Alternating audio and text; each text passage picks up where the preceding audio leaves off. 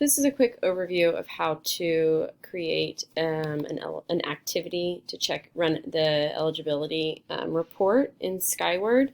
And it's been a minute since I've done it, so bear with me on doing it myself. So here, there we go. So once you log into Skyward, you will go over to the student management side of it. Which looks like, oh, yep, I'm already there. And so then you'll go to Office, and to set up a report, so for a sport, so let's say, volleyball and cross country are first, you're going to go to Office, and then you're going to go to Reports. And then you're going to go to Academic Eligibility.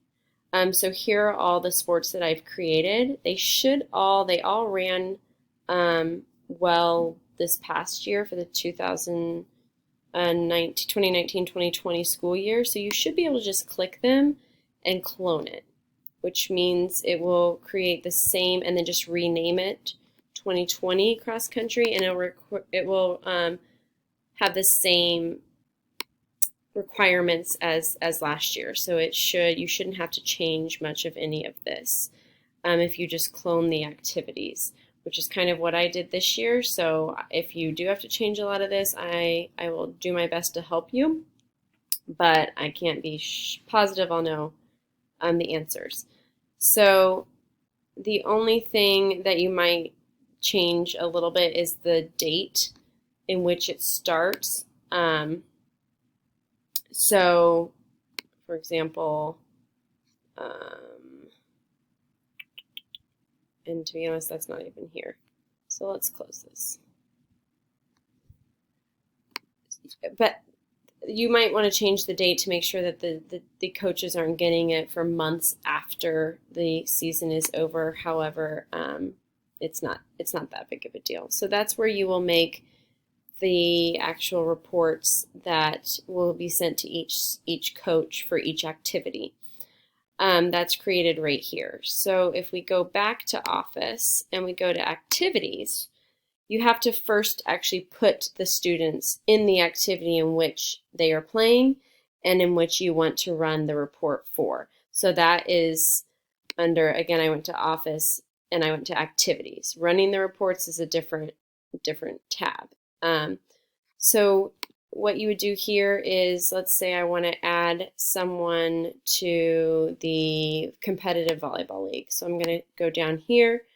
I'm going to go to Add Student, and then I'm just going to search each person by their last name. That's what I did for each sport last year, and it took maybe about 10 minutes a sport. It didn't take too long at all. As long as the coaches have provided you a roster that actually has like the correct spelling and the correct students that are participating. So that is how you will add participants there.